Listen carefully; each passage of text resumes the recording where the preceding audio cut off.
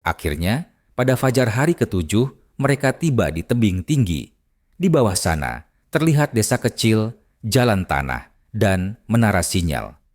Ada yang bilang, Gunung Asuna dihuni makhluk penjaga, ular raksasa hitam bermata merah. Ia bukan iblis, ia bukan dewa.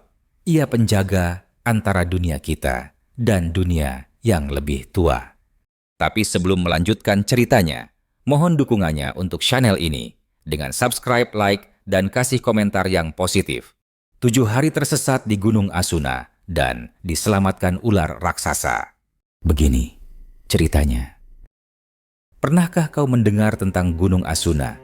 Tidak banyak orang tahu tempat itu. Letaknya tersembunyi di antara belantara Kalimantan, jauh dari jalur pendakian resmi, tak pernah masuk peta, dan nyaris tak ada sinyal kehidupan manusia. Tapi mereka yang tahu tidak pernah bicara banyak. Mereka hanya menyebutnya dengan satu kata, terlarang. Cerita ini tentang seorang pemuda bernama Bayu, pendaki solo asal Indonesia. Usianya 27 tahun, sudah mendaki banyak gunung besar di negeri ini. Semeru, Rinjani, Kerinci, bahkan sampai luar negeri.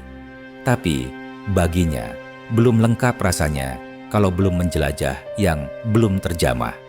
Dan itulah kesalahannya. Bayu mendengar tentang Gunung Asuna dari seorang porter tua di warung kopi kecil di Kalimantan Tengah. Orang itu tak banyak bicara, tapi malam itu entah kenapa ia membuka suara tentang gunung itu. Kalau kau benar-benar ingin tahu arti kata tersesat, naiklah ke Asuna. Tapi jangan harap bisa pulang. Bayu hanya tertawa. Ia pikir itu hanya cerita menakut-nakuti. Tapi sesuatu dalam dirinya merasa tertantang. Maka berangkatlah ia. Seorang diri, hanya membawa tenda ringan, logistik secukupnya, dan semangat petualangan yang terlalu besar untuk ditahan. Pendakian awalnya berjalan lancar.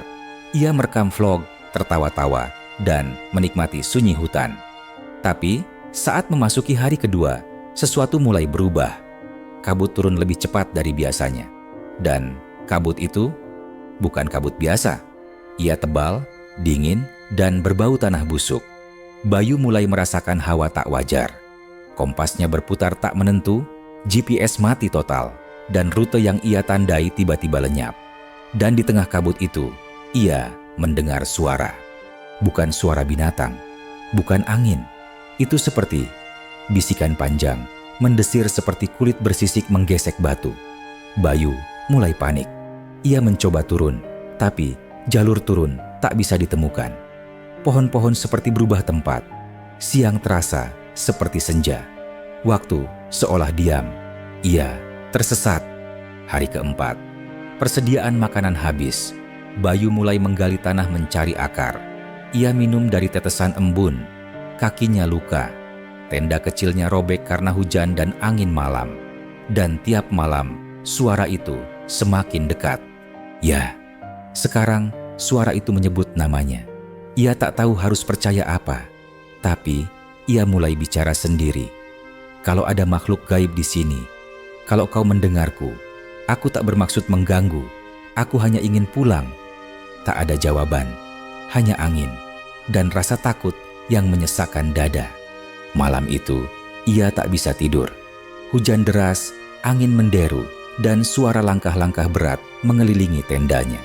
Lalu, tanah bergetar, seperti ada sesuatu besar yang bergerak perlahan.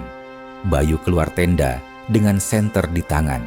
Dan di sana, di antara pepohonan gelap dan kabut, 2 mata merah menyala, sebesar bola tangan, menatapnya tajam. Tubuh hitam legam muncul perlahan dari balik kabut. Sisiknya mengilap. Panjangnya, entah berapa meter, mungkin puluhan. Tubuh ular, besar, hitam, dan sorot matanya seperti bara api di dalam malam. Bayu terjatuh. Ia tak bisa bergerak. Tapi anehnya, ular itu tidak menyerang. Ia hanya menatap, lalu membalik badan, dan mulai bergerak pergi. Perlahan, tapi jelas, seakan mengajak Bayu mengikutinya.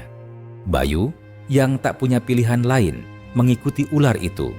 Setiap kali ia berhenti karena lelah atau takut, Ular itu berhenti dan menatapnya kembali, seolah berkata, "Jangan berhenti, jalan terus."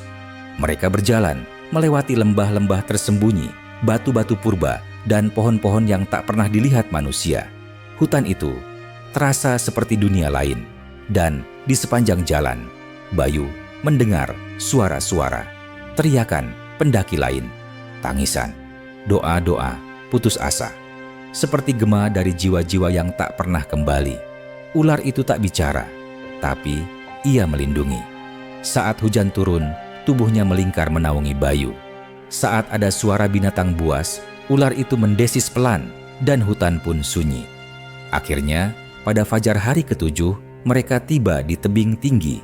Di bawah sana, terlihat desa kecil, jalan tanah, dan menara sinyal. Ular itu berhenti di ujung tebing. Ia menatap Bayu untuk terakhir kalinya, lalu menghilang masuk ke hutan tanpa suara. Bayu terdiam, air mata jatuh tanpa sadar. Ia selamat, tapi hatinya tahu, ia tidak akan pernah benar-benar sama. Beberapa bulan kemudian, Bayu kembali ke warung kopi itu. Porter tua masih ada di sana. "Kau kembali?" "Ya." "Dan kau melihatnya?" Bayu hanya mengangguk pelan. Porter itu menatap jauh ke hutan. "Kau beruntung, dia tidak menyelamatkan sembarang orang." Ada yang bilang, Gunung Asuna dihuni makhluk penjaga, ular raksasa hitam bermata merah. Ia bukan iblis, ia bukan dewa. Ia penjaga antara dunia kita dan dunia yang lebih tua. Dan kadang, ia memilih menyelamatkan satu jiwa agar kita tak lupa bahwa ada batas yang tak boleh dilanggar. Dan bila kau tetap memaksa, semoga kau cukup beruntung untuk bertemu penjaga itu. Sampai jumpa di cerita selanjutnya, dan terima kasih sudah menonton kisah ini sampai selesai.